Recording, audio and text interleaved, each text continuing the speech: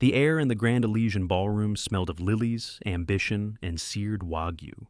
Lilies dying gracefully in colossal vases. Ambition, a sharp metallic tang radiating from men in tailored suits and women in jewel-toned silk. And the wagyu, a rich, fatty promise of decadence. For Zora, standing perfectly still by a service door, it mostly smelled like survival. Her uniform was a cage of starched black polyester, cut for a body that wasn't hers. It pinched at the shoulders and was too loose at the waist, a constant reminder of her place. Her hair, a crown of intricate braids, was pulled back into a severe bun, every coiled strand a testament to her control. Her hands, holding a silver tray laden with champagne flutes, were rock steady. They had to be. A single trembling glass could cost her this job, and this job was the only thing standing between her grandmother and the ravenous beast of American healthcare. $18,432. The number was seared into her mind, the cost of the next cycle of chemotherapy. A figure more astronomical than the chandeliers dripping crystal light onto the polished marble floor. It was the price of a luxury watch, a down payment on a sports car, or 3 more months of her grandmother's life. For the people in this room, it was pocket change. For Zora, it was everything. It was the reason she stood here, a ghost in the machine of opulence, her face a mask of polite neutrality. She had once commanded rooms like this, not as a servant, but as an analyst. Her voice measured and confident, briefing attachés and junior diplomats in hushed, secure conference rooms from Seoul to D.C. She knew the delicate dance of power, the unspoken language of a tilted head or a delayed handshake. That life felt like a dream now, shattered by a betrayal that had cost her everything, her career, her security, her name. All that remained were the skills. Useless, she had thought, until they became tools for survival. A flicker of static in her ear, almost imperceptible. She glanced at the security chief near the main entrance. His hand went to his earpiece. The frequency was compromised, a sloppy oversight. Zora's eyes traced the room's layout. 4 primary exits, 2 service corridors. The serving stations were placed inefficiently, creating a bottleneck near the West Terrace. Amateur. A small, bitter part of her yearned to walk over to the event planner and restructure the entire logistical flow for maximum efficiency and safety. But that wasn't her job. Her job was to be invisible. Mr. Kim, the catering manager, scurried towards the staff, his face slick with sweat. His whole body vibrated with a nervous energy that set Zora's teeth on edge. "Listen up," he hissed, his voice a frantic whisper. "They're here. Chairman Park's delegation, including his son, Park Min-joon. You know the rules with him. Keep your heads down, don't speak unless you have to, and for God's sake, don't spill anything." His eyes darted around, paranoid. But more importantly, Kwon Ji-hoon has just arrived. A collective intake of breath rippled through the staff. The name landed with the weight of consequence. Kwon Ji-hoon was not just wealthy. He was power-made flesh. He moved in shadows, the quiet center of a storm of whispers and rumors that connected him to everything from shipping empires to the darker corners of Seoul's underworld. He was the kind of man kings consulted and governments watched. For Mr. Kwon, Mr. Kim continued, wiping his brow with a trembling hand, the rules are different. You do not look at him. You do not approach his table unless I personally send you. You do not breathe in his direction. You are furniture. You are air. Am I understood? A chorus of mumbled, "Yes, sir," followed. Zora simply gave a slight deferential nod, her expression unchanging. Inside, she felt a cold knot tighten in her stomach. Men like Park Min-joon were predictable bullies. Men like Kwon Ji-hoon were forces of nature.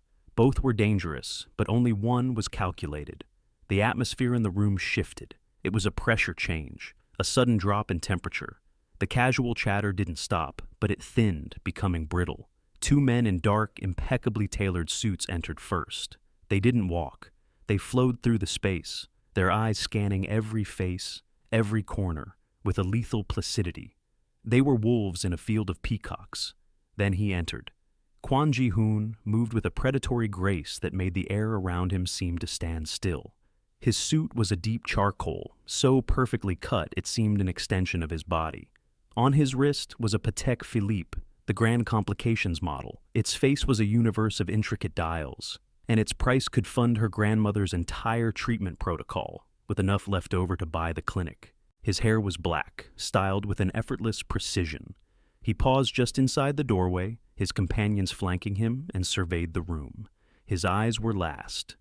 They were the most dangerous thing about him, cold, dark, and utterly devoid of sentiment.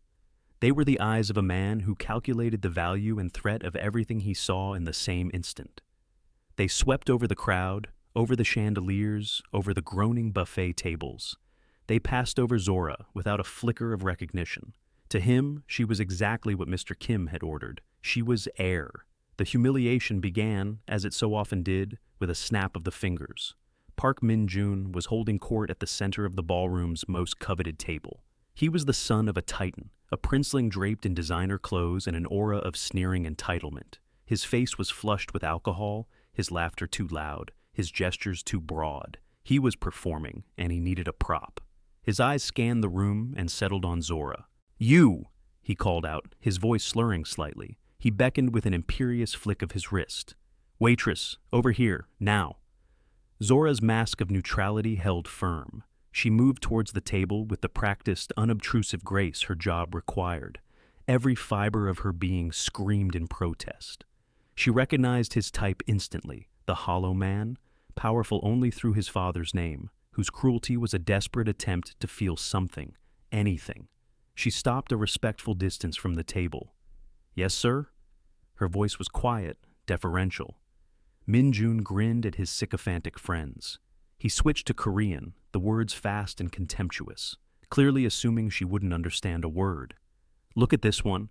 They let anything in here now, don't they? Her skin is the color of burnt barley tea. Do you think if I touch her it will rub off on my suit?" His friends chuckled, a chorus of nervous, eager laughter. Zora stood perfectly still. She kept her eyes fixed on a point just over his shoulder. She could feel the heat of other guests' averted gazes, the suffocating blanket of their willful ignorance. To intervene would be to cause a scene, and in their world, a scene was a greater sin than cruelty. "What's the matter?" Min-jun taunted in Korean, leaning closer. His breath smelled of expensive whiskey and decay. "Cat got your tongue? Or are you just too stupid to understand the language of your betters?" He reached for a small, elegant porcelain decanter on the table. It was filled with sake, heated to the perfect temperature. His eyes glittered with a malicious glee. Zora saw the act before it happened. It was a slow-motion ballet of casual violence. His hand, the deliberate trajectory, the feigned clumsiness.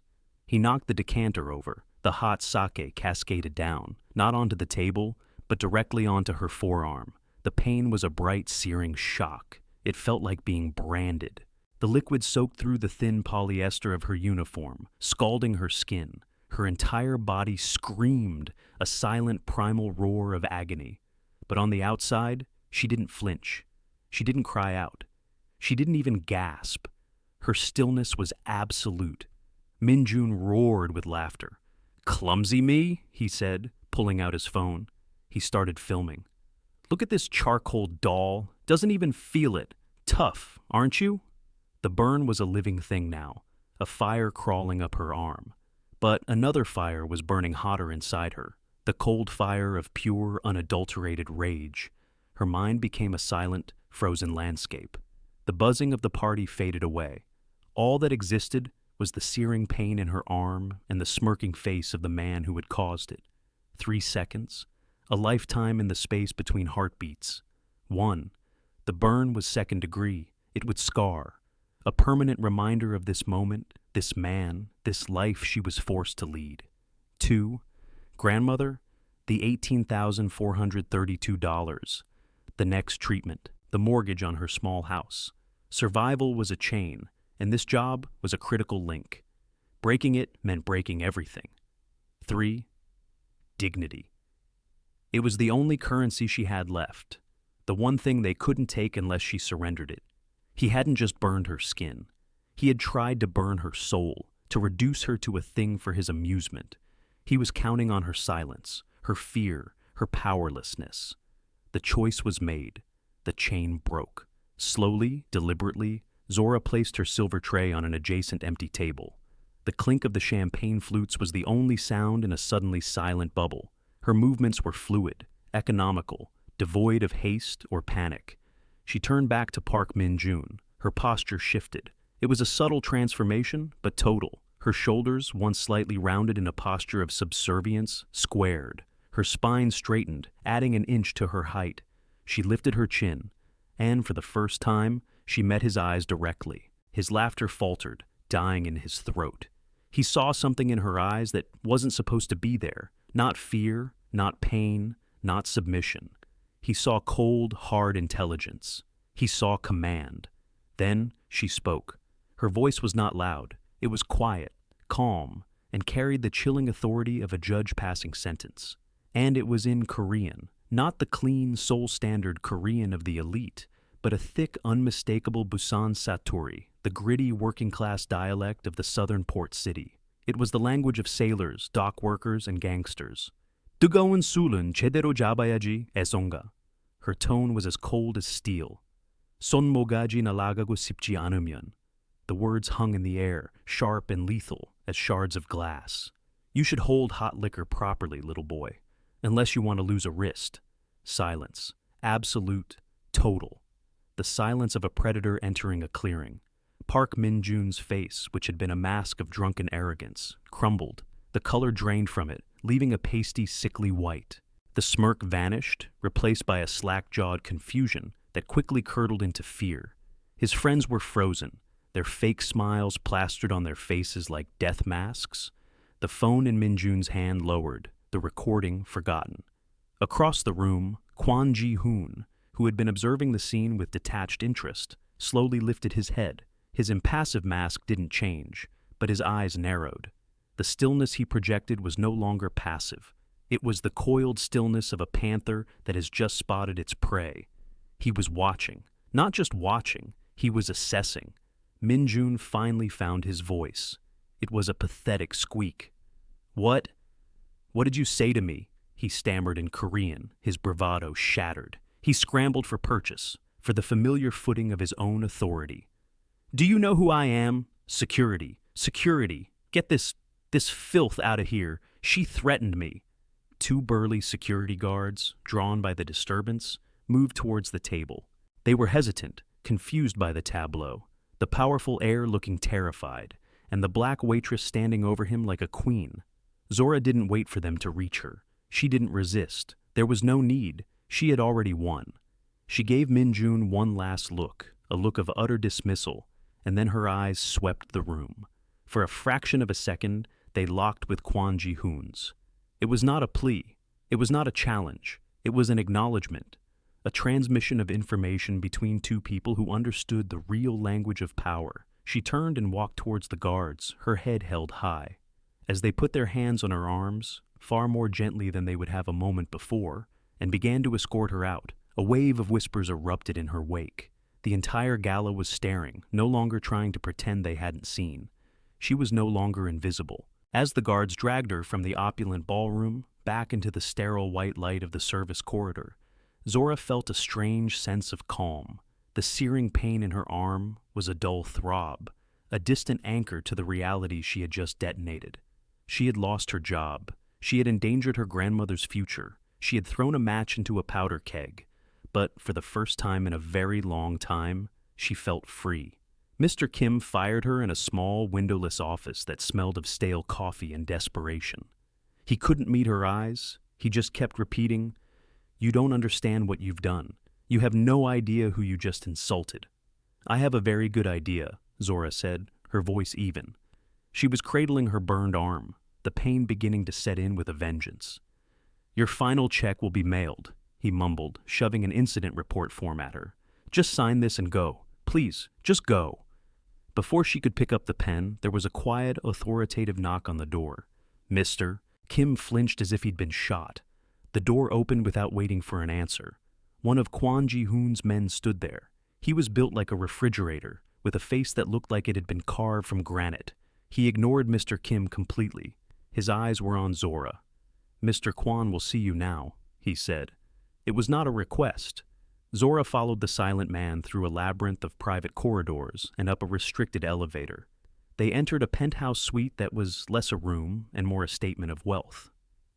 Floor-to-ceiling windows offered a god's-eye view of the city lights. The furniture was minimalist, expensive, and unforgiving. The air was cool and smelled faintly of sandalwood and power. Kwon Ji-hoon was standing by the window, his back to her. He didn't turn when she entered. "Park Min-joon is a liability," he said, his voice a low rumble. He spoke in Korean. "He is careless, arrogant, and his appetites are becoming a problem for his father's organization, and by extension mine." He turned to face her. His eyes were even more intense up close. They catalogued the cheap uniform, the burn on her arm, the defiant set of her jaw. "The Busan dialect," he stated, a hint of curiosity in his voice. "And Jopak slang, not something one learns in a university classroom. Who taught you?" Zora met his gaze without flinching. This was a test. A negotiation had already begun. A man who believed debts should be paid, whether in cash or in blood. "My foster father. He was from Busan." Ji-hoon gave a single sharp nod. The answer was sufficient. It explained everything.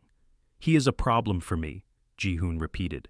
"And now you are a problem for him. This makes you an asset to me." Zora felt a surge of cold anger. "I am not an asset, and I am not a weapon for you to aim at your rivals." "No," he agreed, his expression unreadable.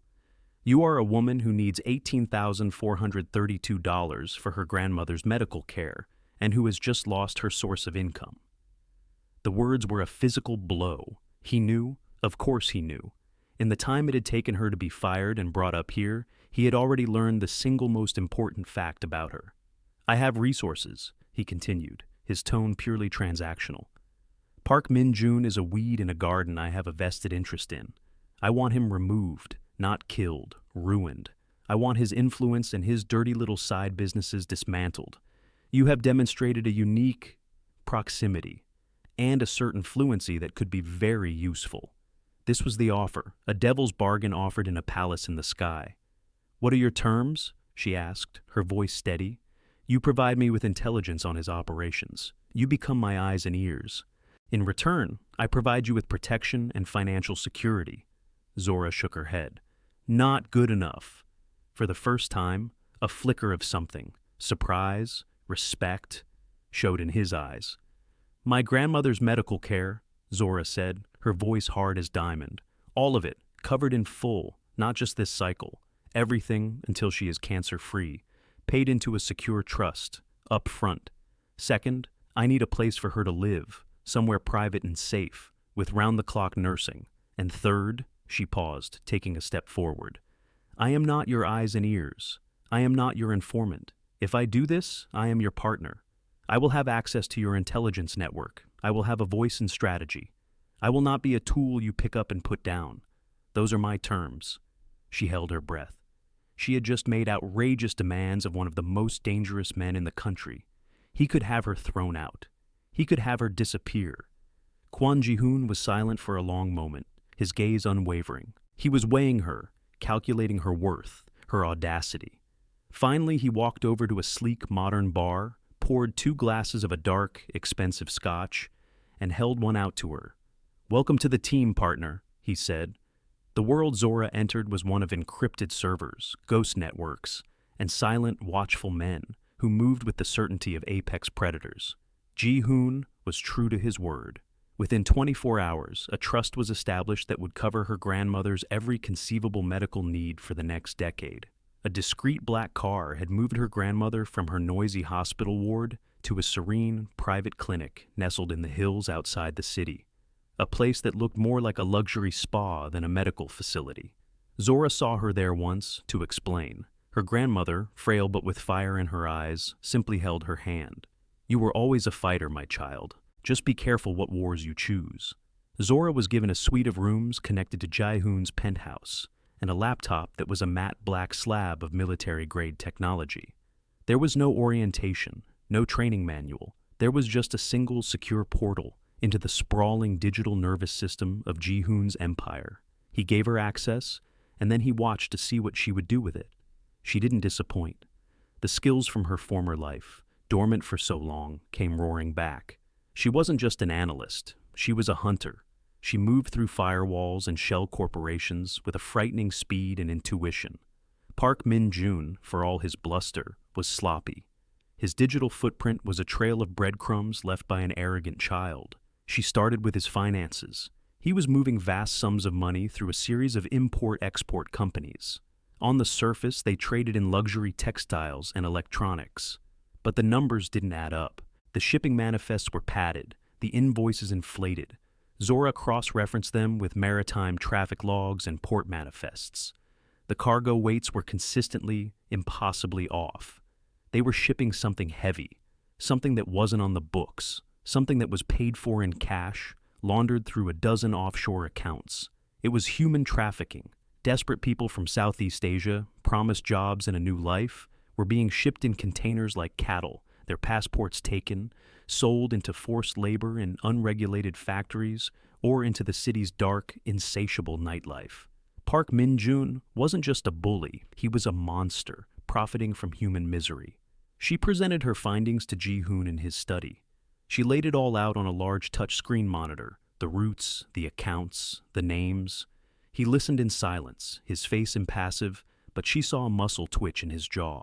"This goes beyond a simple business rivalry," she said, her voice cold with fury. "This is a rot, and it uses his father's legitimate shipping lanes as cover." "Chairman Park values his reputation above all else," Ji-hoon murmured, more to himself than to her. "He either doesn't know the extent of this, or he is choosing not to know." "We need more than just numbers," Zora said. "We need direct proof, something that ties Min-jun to the cargo itself. We need inside his headquarters." Ji-hoon's first instinct was to send one of his teams. "I have men who can—" "No," Zora cut him off. "Your men are soldiers. They'll be noticed. They need a ghost." The plan was hers, and it was audacious. Park Industries' headquarters was a fortress of glass and steel, but every fortress has its service entrances, its weak points. Zora spent 2 days studying blueprints and employee shift schedules. She identified her target: Min-jun's personal office computer. That night, she became invisible again. Dressed in the gray uniform of a third-party cleaning service, her hair tucked under a cap, she slipped into the building with the late-night crew. Her heart hammered against her ribs, a frantic drumbeat of adrenaline and fear. This was not a simulation. This was real. She moved through the silent, empty hallways, a shadow among shadows. Her cart of cleaning supplies held her real tools: a compact set of lockpicks and a hardware keylogger the size of a thumbnail. She reached Min-jun's office. The lock was a high-end magnetic one. It took her 47 agonizing seconds to bypass it. Inside, the office reeked of his cologne and arrogance. She worked quickly, her hands sure and steady. She knelt behind the massive desk, her fingers finding the USB port on the back of the tower. She plugged in the keylogger. It was done. A sound in the hallway. Footsteps. A security guard on his rounds. Zora didn't panic. Her training took over. She didn't hide under the desk, the first place anyone would look. She flattened herself into the narrow space between a large filing cabinet and the wall, pulling a potted plant slightly in front of her. She controlled her breathing, slowing her heart rate, making herself small, silent, part of the darkness. The door swung open. A beam of light from the guard's flashlight cut through the gloom, sweeping across the room. It passed over her hiding spot, inches from her face. She could smell his cheap coffee, hear the jingle of his keys. An eternity passed. The door clicked shut. The footsteps faded down the hall. Zora allowed herself one slow exhale. She slipped out of the office, rejoined the cleaning crew, and walked out the front door into the cool night air, her purpose achieved. She had done it, alone. The keylogger was a gold mine.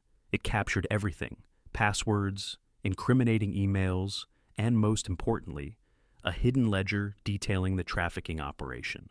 It named his contacts, his buyers, and the location of his next shipment, a private dock at the Incheon port, scheduled in 3 days. But as they closed in, the monster fought back. Min-jun must have felt the net tightening. He was paranoid, lashing out. Using his father's resources, he started digging into the woman who had humiliated him. It didn't take him long to find the thread that led to Zora's grandmother. The call came from Ji-hoon, his voice colder than she'd ever heard it. He made a move, an anonymous tip to the police. Drugs planted in your grandmother's original hospital room. Ice flooded Zora's veins. He had targeted her family. He had crossed the one line that could never be uncrossed. "I'm sending a team to the clinic," Ji-hoon said, his voice clipped with controlled fury. "I'll have 20 men there in an hour. No one will get within a mile of her." "No," Zora said instantly, her mind racing, cutting through the fear. "That's what he expects, a show of force. It's a declaration of war, and it confirms he hit the right target. It's too loud, Ji-hoon." "What do you suggest?" The question was a challenge. He was testing her again, even in crisis. "We do this my way, quietly, surgically." Her plan spilled out, fully formed. "You have a doctor on your payroll who works at that clinic. I saw his name in your files. Have him sign emergency transfer papers for a critical cardiac event. We move her now, in an ambulance, to one of your private safe houses, the one with the medical facilities. We jam cell signals in a 2-block radius around the clinic for the next hour. By the time the police respond to the tip at the old hospital, and by the time Minjun's people realize she's not at the clinic, she'll be a ghost. He'll be punching at smoke." There was a pause on the line. She had overruled him. She had taken command. She had given him a plan that was smarter, cleaner, and more effective than his own. "Do it," he said, his voice holding a new note of deep respect. "She's your family. It's your call." The plan worked perfectly. Her grandmother was safe, tucked away in an undisclosed location, so secure that even Zora needed a code to see her. The bond between Zora and Ji-hoon solidified. It was no longer just a partnership of convenience. It was an alliance forged in crisis, built on a foundation of mutual trust and capability. He had seen her, not just as a skilled analyst, but as a field commander. He had deferred to her judgment, and she had delivered. Now, the war was personal. "The shipment is in 2 days," Zora said, standing before Ji-hoon in his study. The city lights glittered behind them like a fallen constellation. "This is our chance to end it." Ji-hoon's plan was direct. "My men will hit the dock, will secure the cargo, the people, and seize the evidence. Min-jun will be caught red-handed. And he'll scream that he was set up by a rival," Zora countered, pacing the room. "He'll drag your name into it. His father will spend a fortune on lawyers to muddy the waters. He might go to jail, but the organization will survive. The rot will remain. We can't just cut down the weed, Ji-hoon. We have to salt the earth." Her eyes were burning. This was her plan, the culmination of everything. "The dock is owned by the Choi family," she began, her voice low and intense. "They are your biggest rivals. Min-jun is using their territory without their knowledge, a sign of profound disrespect. We don't just expose the trafficking. We frame this as Min-jun making a power play against the Choi's, using your name as a shield." She laid it out. They would leak partial information to the Choi's, just enough to make them suspicious. Then, they would tip off the authorities, but not the police, the National Intelligence Service. Frame it as a matter of national security and illegal foreign labor, taking it out of the hands of local precincts Min-jun's father could influence. Finally, they would leak the full financial ledger, not to the press, but directly to the board of directors of Park Industries, an hour before the annual shareholders meeting. "We don't just catch him with his hand in the cookie jar," Zora finished, her voice a deadly whisper. "We make his father, his business partners, and his rivals the ones to bring the walls down on him. We will utterly, completely, and publicly annihilate him. He won't just be a criminal. He will be a liability, a traitor, and a fool. His own world will devour him." Ji-hoon stared at her, his usual impassive mask replaced by an expression of profound, unadulterated awe. He had wanted to win a battle. She had planned a war, an execution, a complete restructuring of the underworld's balance of power. "This ends now," he said, his voice resonating with the finality of a death sentence. "Your way." The day of the Park Industries shareholders meeting was gray and overcast, the sky the color of slate. The atmosphere inside the convention hall was stale with the scent of money and self-congratulation. Chairman Park was on stage, delivering a droning speech about fourth quarter growth. Park Min-jun sat in the front row, looking bored and smug, occasionally checking his phone. He had no idea the world was about to end. Then the main doors of the hall swung open. A ripple of confusion went through the audience. Zora entered. She was not wearing a waitress uniform or a cleaner's jumpsuit. She wore a bespoke suit of deep charcoal silk that had been tailored to her body with razor-sharp precision. Her hair was down, a magnificent cloud framing her face. Her shoes made a soft, confident click on the marble floor. She was flanked by two of Ji-hoon's most formidable lieutenants, their presence a silent, undeniable statement of power. She walked down the central aisle as if she owned it. Chairman Park's speech faltered, heads turned, whispers started, swelling into a wave of sound. Park Min-joon saw her. His face went through a rapid, ugly series of transformations. Confusion, annoyance, and then, as she drew closer, dawning, sickening recognition. The blood drained from his face. It was her, the waitress. But it wasn't. This woman moved with an authority he had only ever seen in men like his father, in men like Kwon Ji-hoon. This was the ghost at the feast, the living embodiment of his sins come to collect. She didn't stop at the front row. She walked up the side steps and onto the stage, taking the secondary microphone from its stand. Chairman Park stared at her, speechless. Kwon Ji-hoon, seated in a discreet corner of the room, watched without expression, a silent king observing the masterstroke of his queen. Zora's voice, when she spoke, was calm, clear, and amplified throughout the cavernous hall. She spoke in perfect formal Korean. "Good morning, members of the board, shareholders. My apologies for the interruption, Chairman Park. My name is Zora, and I am the head of the new Risk Analysis and Acquisitions Division for Mr. Kwon Ji-hoon's consortium." A gasp went through the room. "I am here today to discuss an unacceptable liability to this company, an undocumented and highly volatile business venture being run by your son, Park Min-joon, using Park Industries' assets and shipping infrastructure. She didn't use screens. She didn't need them. She had every number, every date, every name memorized. She laid out the entire human trafficking operation, not as a moral failing, but as a catastrophic business decision. She spoke of the legal exposure in the billions of won, the inevitable seizure of assets, the permanent damage to the Park brand, the betrayal of trust with their shipping partners, specifically the Choi family, whose territory had been violated. She stripped his crimes of their humanity and presented them in the only language these people understood: profit and loss. Min-joon, finally snapping out of his horrified paralysis, lunged to his feet. "Lies! This is all lies! She's a crazy woman! Security! Get her off the stage!" The hall's security started to move, but Ji-hoon's men stepped forward, blocking the stairs. They didn't draw weapons. They didn't need to. Their stillness was more menacing than any threat. Enraged, desperate, Min-joon did the one thing that sealed his fate. He scrambled onto the stage himself and lunged for Zora. "You lying bitch!" he screamed, his hand reaching for her throat. Zora didn't retreat.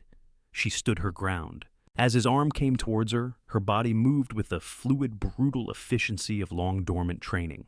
It wasn't a fight. It was a dismantling. She parried his arm, redirecting his momentum. In the same motion, she stepped in close, twisted, and locked his wrist, using his own weight to drop him to his knees. A sharp cry of pain was torn from his throat. It was the same wrist she had warned him about at the gala. The poetry of it was exquisite. She leaned down, her mouth close to his ear, her voice a deadly quiet whisper only he could hear. "I told you," she breathed, applying a fraction more pressure, making him whimper, "to be careful with your hands." The silence in the hall was absolute. A pin dropping would have sounded like a bomb. On the stage, Chairman Park looked as though he had aged 20 years. His son, his heir, was kneeling in disgrace at the feet of a black woman he had tried to break, a woman who had, in turn, broken his entire world. Zora released him, pushing him away like a piece of trash. At that exact moment, the doors at the back of the hall opened again. This time, it was not Mafia lieutenants. It was a team of grim-faced men in dark suits, agents from the National Intelligence Service. They had received a very detailed, very credible anonymous tip. They were just the cleanup crew. The execution had already taken place. As they cuffed a weeping, begging Park Min-joon, Zora walked off the stage, past Kwon Ji-hoon, who gave her a nearly imperceptible nod of victory, and out of the hall without a backward glance. 6 months later, the office was a glass-walled sanctuary suspended over the glittering sprawl of Seoul. It was Zora's office, the headquarters of the KJH Consortium's new Global Risk Division, her division.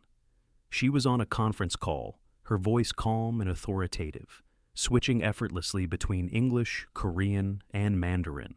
She was directing a complex operation, rerouting a shipping fleet to avoid a brewing geopolitical conflict in the South China Sea, saving the company hundreds of millions in potential losses. She wasn't just wearing a title, she was wielding power with a surgeon's skill. This was who she was always meant to be. Later that week, she sat in a sun-drenched garden, sharing a pot of barley tea with her grandmother. The clinic was peaceful, a haven of healing. Her grandmother was laughing, a full, rich sound that Zora hadn't heard in years. She was in remission, she was safe, she was happy. The weight that Zora had carried on her shoulders for so long had finally, blessedly lifted. That evening, back in her office, she was watching the city lights come on when Quan Ji-hoon entered. He moved with his usual silence. He didn't speak, just placed a steaming ceramic cup on her desk. Her favorite, a rare, single estate green tea. An act of quiet intimacy more potent than any declaration. He stood beside her, following her gaze out the window. The silence between them was comfortable, charged with unspoken understanding. It was the silence of two people who had been to war together and won. A rare, small smile touched his lips. It was a sight so unusual that it felt like a seismic event, a smile that no one else in the world ever got to see. "You have brought order to the chaos, Zora," he said, his voice a low murmur. She took a sip of the tea, the warmth spreading through her. She looked out at the vast, complex, beautiful city that was now her home, at the empire she now helped command. "Just balancing the books," she replied. She was no longer invisible. She was no longer surviving. She was home, not in a place, but in the quiet, absolute certainty of being seen, of being valued, of her own earned and undeniable power. What would you have done?